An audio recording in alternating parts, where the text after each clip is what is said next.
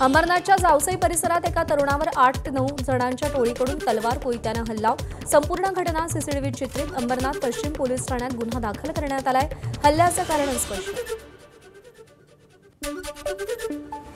नागपूरमध्ये गोतस्करी करणाऱ्याला विवस्त्र करून मारहाण। पवनी भंडारा मार्गे नागपुरात गोतस्करीचं वाहन घेऊन येणाऱ्याला बेदम चोप। नागपूर जिल्ह्यातील दिघोरी परिसरातली घटना। बीड तालुक्यातील उदंड वडगावमध्ये शेतीच्या वादातून भावकीतील 5 जणांकडून दोघांना जबर मारहाण। लोखंडी रॉड, लाठ्या काठ्या आणि धारदार शस्त्रानं चव्हाण कुटुंबावर हल्ला। मारहाणीचा व्हिडिओ देखील व्हायरल। गुन्हा दाखल। नागपूरच्या कामठी रोडवर 4 तरुणांची एकाच स्कूटीनं प्रवास करत स्टंटबाजी। व्हिडिओ व्हायरल झाल्यानंतर पोलिसांकडून दखल घेत गाडीवरच्या तरुणांचा शोध सुरू।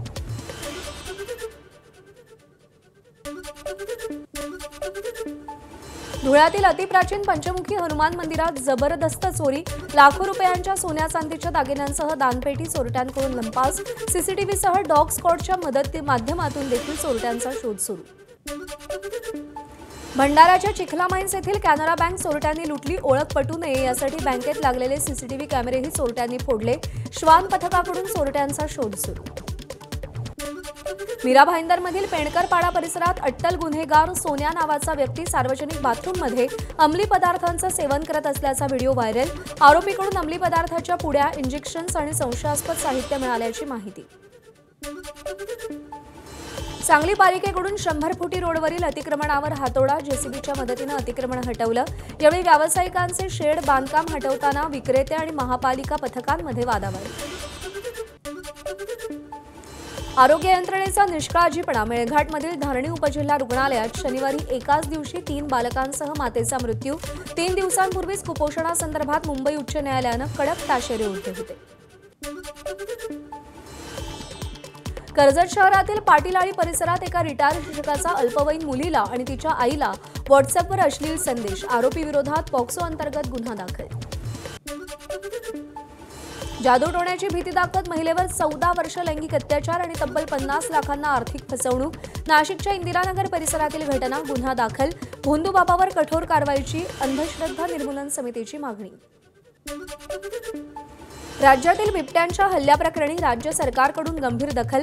आज दुपारी 1:30 वाजता मंत्रालयात बैठक। उपमुख्यमंत्री एकनाथ शिंदे, वनमंत्री गणेश नाईक आणि वरिष्ठ अधिकारी उपस्थित राहणार। नाशिकच्या भोसला मिलिटरी स्कूलमध्ये बिबट्या असल्याच्या चर्चा सुरू असताना स्कूलच्या कॅम्पसमध्ये वनविभागाकडून लावण्यात आलेल्या ट्रॅप कॅमेऱ्यात रानमांजर आढळलंय। यंत्रणांकडून या रानमांजराचाही शोध सुरू।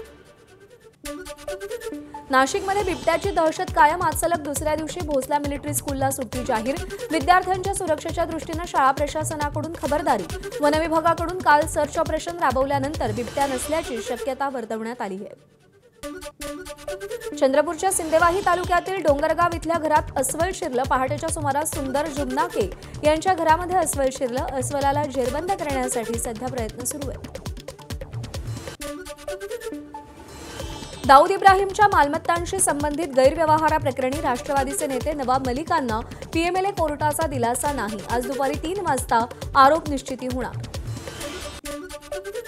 गणेश नाईक यांच्या जनता दरबाराचा वाद कोर्टात। शिंदेंच्या शिवसेनेचे नवी मुंबई जिल्हा प्रमुख किशोर पाटकर यांनी कोर्टात याचिका दाखल केली आहे। पालघर जिल्ह्याचे पालकमंत्री ठाणे, नवी मुंबई आणि मीरा भाईंदर शहरामध्ये जनता दरबार घेऊन इतर खात्यांच्या कारभारात हस्तक्षेप करत असल्याचा आरोप। चंद्रपूरमध्ये भाजपच्या सुधीर मुनगंटीवार आणि किशोर जोरगेवार यांच्यातला वाद पुन्हा एकदा समोर।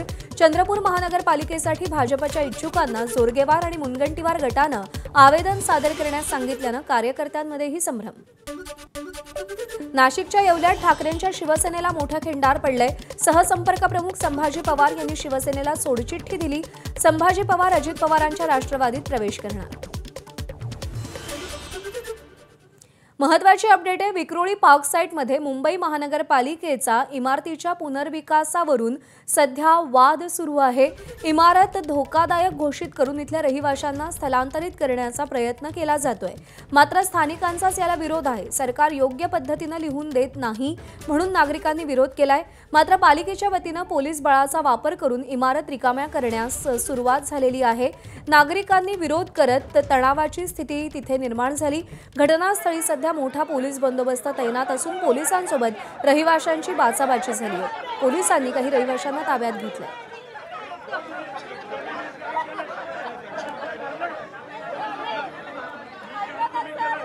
प्रशांत बढे आपले प्रतिनिधी सध्या आपल्या सोबत आहेत। प्रशांत, नेमका वाद काय आहे, रहिवाशांचा विरोध काय आहे आणि महानगरपालिका आणि पोलिसांची काय भूमिका आहे? खरं तर प्रज्ञा, या ज्या इथे मुंबई महानगरपालिकेच्या 28 इमारती आहेत, या इमारतींना या अगोदर धोकादायक म्हणून घोषित करण्यात आलेलं होतं आणि मुंबई महानगरपालिकेने ज्या नोटीस दिलेल्या होत्या यानंतर इथल्या रहिवाशांचं असं म्हणणं होतं की त्यांना आणखीन काही अवधी हवाय। मात्र मुंबई महानगरपालिकेचे अधिकारी कर्मचारी यांनी जे नोटीस दिलेलं होतं त्याप्रमाणे आज हे सगळे अधिकारी कर्मचारी या ठिकाणी मोठा पोलीस बंदोबस्त घेऊन या ठिकाणी आले। मात्र या ठिकाणी रहिवाशांनी त्याला विरोध करण्याचा प्रयत्न केला असता पोलिसांनी जो बळाचा वापर केलेला आहे आणि त्यामुळे पोलिसांमध्ये आणि इथल्या रहिवाशांमध्ये जे आहे ते धक्काबुक्की देखील झालेली होती। यातील काही जणांना पोलिसांनी ताब्यात घेतलेलं आहे आणि आता बळपूर्वक या ठिकाणी ह्या इमारती ज्या आहेत त्या खाली करण्यात येत आहेत, रिकाम्या करण्यात येत आहेत। यांना या ठिकाणावरून ज्या ठिकाणी भांडूप या ठिकाणी जी जागा देण्यात आली तिथे त्यांना स्थलांतरित करण्यात येणार आहे। प्रशांत, अपडेट जाणून घेत राहू, तुर्तास धन्यवाद।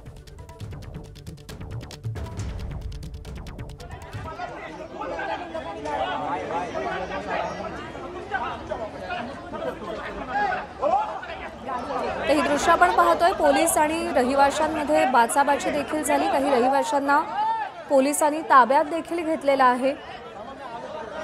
महानगरपालिका इमारतीच्या पुनर्विकासावरून हा वाद झालेला आहे। जोपर्यंत आम्हाला लिहून दिलं जात नाही व्यवस्थितरित्या तोपर्यंत आम्ही जागा सोडणार नाही असं सांगितलं जात आहे। रहिवाशांना स्थलांतरित करण्याचा प्रयत्न देखील करण्यात आला। काही रहिवाशांना पोलिसांनी ताब्यात घेतलंय। विक्रोळी पार्क साइटमध्ये मुंबई महानगरपालिकेच्या इमारतीच्या पुनर्विकासावरून हा वाद निर्माण झालाय।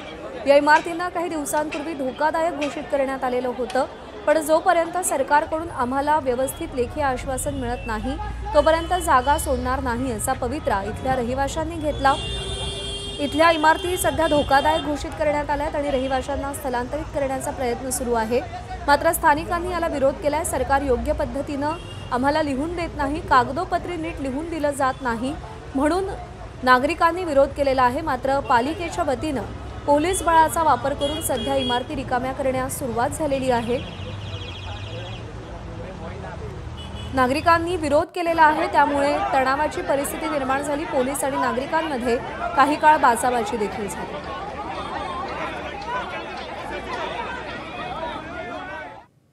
आणि यानंतर बातम्यांचा वेगवान आढावा पुढे सुरू ठेवूया। बातमी कल्याणमधून आहे। कल्याण डोंबिवलीमध्ये शिंदेंच्या शिवसेनेला मोठं खिंडार पडलंय। दिवंगत वामन म्हात्रे यांच्या मुलगा आणि सुनेनं भाजपत प्रवेश केलाय। प्रदेशाध्यक्ष रवींद्र चव्हाण यांच्या उपस्थितीमध्ये अनेक नगरसेवक भाजपत आलेत। खासदार श्रीकांत शिंदेंना मोठा धक्का। ठाकरेंच्या शिवसेनेचे उपनेते अद्वै हिरेंचा उद्धव ठाकरेंना रामराम, आज भाजपत प्रवेश करणार। अद्वै हिरेंनी विधानसभेमध्ये मंत्री दादा भुसेंना कडवं आव्हान दिलं होतं।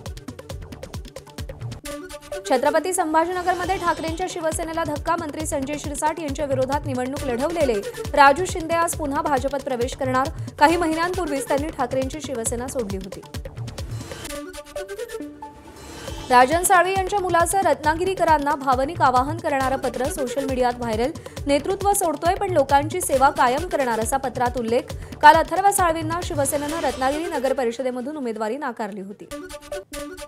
नगरपालिका निवडणुकीच्या तोंडावर कन्नडमध्ये शिवसेनेला धक्का। जिल्हा संघटक भरतसिंग राजपूत यांचा शिवसेनेला जय महाराष्ट्र। आमदार संजना जाधव यांच्या एकाकी कारभाराला कंटाळून राजीनामा देत असल्याचं शिवसेना सचिवाला दिलेल्या पत्रात नमूद। कर्जत खालापूर मतदारसंघाचे माजी आमदार सुरेश लाड यांची सून निवडणुकीच्या रिंगणात। नगराध्यक्षपदासाठी स्वाती लाड भाजप शिवसेना युतीच्या उमेदवार। विधानसभा निवडणुकीत दोन्ही राष्ट्रवादींचा शिवसेनेच्या 60 आमदारांविरोधात एकत्र काम। शिवसेनेचे नेते तानाजी सावंत यांचा गौप्यस्फोट। आपल्या टीकेवर उत्तर देण्याचा राष्ट्रवादीला नैतिक अधिकार नसल्याचं वक्तव्य। आष्टा नगर परिषदेच्या निवडणुकीत प्रचाराच्या निमित्तानं येणाऱ्यांना विकासाशी देणं घेणं नाही, त्यांना फक्त जयंत पाटलांचा विमोड करायचा आहे। आष्टीतल्या प्रचार सभेत जयंत पाटलांचं विधान। शिवसेनाचं मुखपत्र सामनाच्या अग्रलेखातून बीएमसीमध्ये स्वबळावर लढण्याच्या काँग्रेसच्या निर्णयावर टोलेबाजी। बिहार निवडणुकीत शिवसेना आणि राज ठाकरे काँग्रेससोबत नव्हते तरीही काँग्रेसचा पराभव कसा झाला असा सवाल करत टोला. रस्त्याचं भूमिपूजन करायला आलेल्या भाजप आमदार किशोर जोरगेवार यांना चंद्रपूरमध्ये काँग्रेसच्या माजी नगरसेवकांचा विरोध.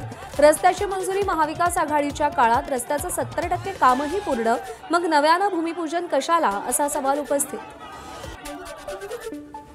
गुहागर नगरपंचायत निवडणुकीमध्ये नगरसेवक पदासाठी एकाच वॉर्डमधून वडील आणि मुलगा आमने सामने.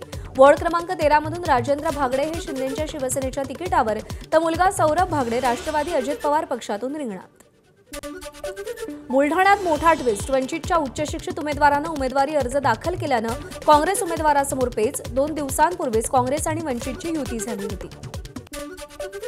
धाराशिवच्या कळंब नगर परिषदेत दोन्ही राष्ट्रवादी एकत्र. नगराध्यक्ष पदाचा उमेदवार घड्याळ चिन्हावरती निवडणूक आखाड्यात, तर भाजप आणि शिवसेनेची महायुती आणि ठाकरेंची शिवसेना आणि काँग्रेसची आघाडी. परभणीच्या पाथरी नगर परिषदेमध्ये तिरंगी लढत. एकनाथ शिंदेंची शिवसेना, अजित पवारांच्या राष्ट्रवादीसह काँग्रेसमध्ये अटीतटीची लढत. उमेदवारी अर्जानंतर शिंदेसेना आणि काँग्रेसमध्ये आरोप प्रत्यारोप. नंदुरबारसह जिल्ह्यातील 4ही पालिकांवर भाजपचा झेंडा फडकेल. माजी खासदार हिना गावित यांना विश्वास. नगरपालिकेत सत्ता असून शहराचा विकास नाही, गावितांची चंद्रकांत रघुवंशींवर टीका. बुलढाण्यामध्ये पालिका निवडणुकीसाठी उमेदवारी अर्जांचा पाऊस. नगराध्यक्ष पदाच्या 11 जागांसाठी 212 तर 286 सदस्यांच्या जागांसाठी 2541 अर्ज दाखल. 21 नोव्हेंबरला उमेदवारांचं चित्र स्पष्ट होईल. पारनेर नगरपंचायतीच्या उपनगराध्यक्ष जायदा शेख यांचा पदाचा राजीनामा. नगराध्यक्ष नितीन अडसूळ यांनी ठरल्याप्रमाणे पदाचा राजीनामा दिल्यानंतर शेख यांच्याकडूनही उपनगराध्यक्ष पदाचा राजीनामा. नवीन सदस्याला संधी मिळणार. पिंपरी चिंचवड महापालिकेच्या 2 प्रभागातील आरक्षणात अचानक बदल. आरक्षण सोडतीनंतर निवडणूक आयोगाकडून दुरुस्ती सुचवत आरक्षणात बदल. नगरपरिषद आणि नगरपंचायत निवडणुकांसाठी आजपासून अर्जांची छाननी. उद्यापासून 21 नोव्हेंबर दरम्यान उमेदवारांना अर्ज मागे घेता येतील, तर 26 नोव्हेंबर रोजी उमेदवारांची चिन्हांसह अंतिम यादी जाहीर होईल. राज्यातील 32 जिल्हा परिषदा आणि त्या अंतर्गत येणाऱ्या 336 पंचायत समित्यांसाठी आज निवडणुकांच्या घोषणेची शक्यता. 14 ते 15 डिसेंबर दरम्यान जिल्हा परिषद निवडणूक होण्याची शक्यता. स्थानिक स्वराज्य संस्थांच्या निवडणुकीच्या पार्श्वभूमीवर काही महामंडळांना निधीचं वाटप. ब्राह्मण, आर्यवैश्य आणि राजपूत समाजाच्या महामंडळांना प्रत्येकी 10 कोटींचा भाग भांडवल. भाजपच्या निवडणूक संचालन समितीची आज महत्त्वाची बैठक. स्थानिक स्वराज्य संस्थांच्या निवडणुकीत स्थानिक पातळीवर झालेल्या युतीबाबत सखोल चर्चा होणार. प्रदेश कार्यालयात बावनकुळेंच्या उपस्थितीत बैठक होईल.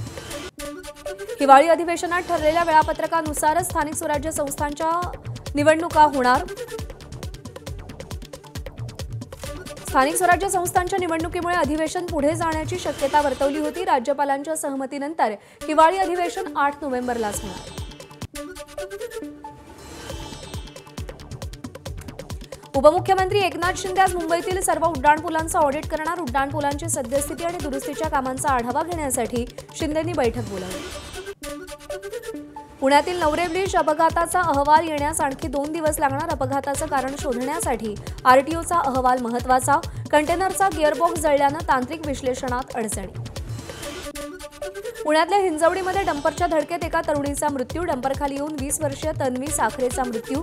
अपघातानंतर फरार झालेल्या डंपर चालकाला अटक. धरणगाव जळगाव रस्त्यावरील महाविद्यालयासमोर बस आणि डंपरची धडक. दोन्ही वाहनं एकमेकांना घासल्यानं बसचं मोठं नुकसान, तर प्रवासी अगदी थोडक्यात बचावले. दिल्लीला जाणारं विमान नियोजित वेळेत न आल्यानं पुणे विमानतळावर प्रवाशांचा गोंधळ. इंडिगो कंपनीचं पहाटे 5 वाजताचं विमान तब्बल 2.5 तास उशिरा. त्यामुळे विमानतळावरील कर्मचारी आणि पोलीस प्रवाशांमध्ये वाद. बोगस शालार्थ आयकार्ड प्रकरणामुळे नागपूर विभागातील 152 शाळांमधील 632 शिक्षकांचा पगार 9 महिन्यांपासून रखडला. शिक्षकांचा विभागीय शिक्षक उपसंचालक कार्यालयाला घेराव. पगार रखडलेल्या शिक्षकांचे पगार तात्काळ देणार. गृहराज्यमंत्री पंकज भोयर यांचं आश्वासन. शालार्थ आयडी प्रकरणामुळे पगार रखडलेल्यांना दिलासा मिळणार. अमळनेरमध्ये बनावट शालार्थ आयडी प्रकरणी खासगी शाळेतील लिपिकाला बेड्या, तर तपास अधिकाऱ्यांच्या गैरहजेरीत स्टेशन नोंदवहीमध्ये फेरफार केल्याप्रकरणी पोलीस निरीक्षकावर गुन्हा दाखल होऊन निलंबन. सामाजिक कार्यकर्त्या अंजली दमानिया आज पुणे दौऱ्यावर पार्थ पवारांच्या जमीन घोटाळ्याची माहिती घेणार, जमिनीच्या वतनदारांशीही संवाद साधणार. पुण्याच्या मुंढव्यातील वादग्रस्त जमीन व्यवहाराच्या चौकशीचा अहवाल आज सादर होणार. सहनोंदणी महानिरीक्षक राजेंद्र मुठे हा अहवाल नोंदणी महानिरीक्षक रवींद्र बिनवडे यांना सादर करणार. फर्टिलायझर कॉम्प्लेक्सच्या जमिनीच्या पाहणीसाठी गेल इंडियाचं पथक आज नागपुरातील सावनेरमध्ये आमदार आशिष देशमुख यांची माहिती 10,000 कोटींच्या प्रकल्पातून रोजगार निर्मिती होणार. मराठवाड्यातील मराठ्यांना कुणबी प्रमाणपत्र देण्याविरोधातील याचिकांवर आज सुनावणी. आकडेवारीशिवाय राजकीयदृष्ट्या प्रभावशाली आणि सामाजिकदृष्ट्या प्रगत समुदायाला मनमानी पद्धतीनं ओबीसी दर्जा दिल्याचा याचिकेत आरोप. पुण्याच्या पुरंदरमध्ये सरपंचाला बंदुकीचा धाक दाखवत धमकावलं.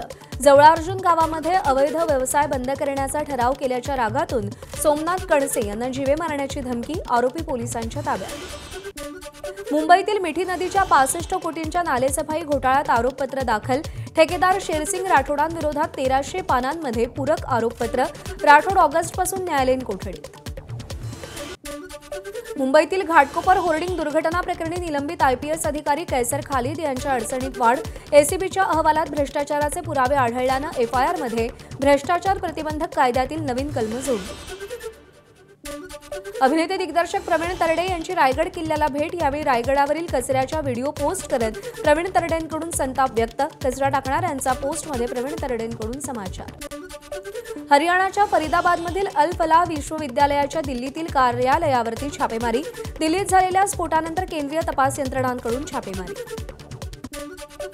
युक्रेन फ्रान्सकडून 100 राफेल लढाऊ विमान खरेदी करणार. राष्ट्रपती झेलेन्स्की आणि फ्रान्सचे अध्यक्ष मॅक्रॉन यांच्या उपस्थितीत करारावर स्वाक्षरी. पुढच्या 10 वर्षात ही विमानं दिली जातील. जयपूरमध्ये पाळीव कुत्र्याचा महिलेवर हल्ला. केशवपुरा परिसरातील सोसायटीमधील घटना. कुत्र्याच्या हल्ल्यामध्ये महिलेला जखम. कुत्र्याच्या मालकाविरोधात गुन्हा दाखल.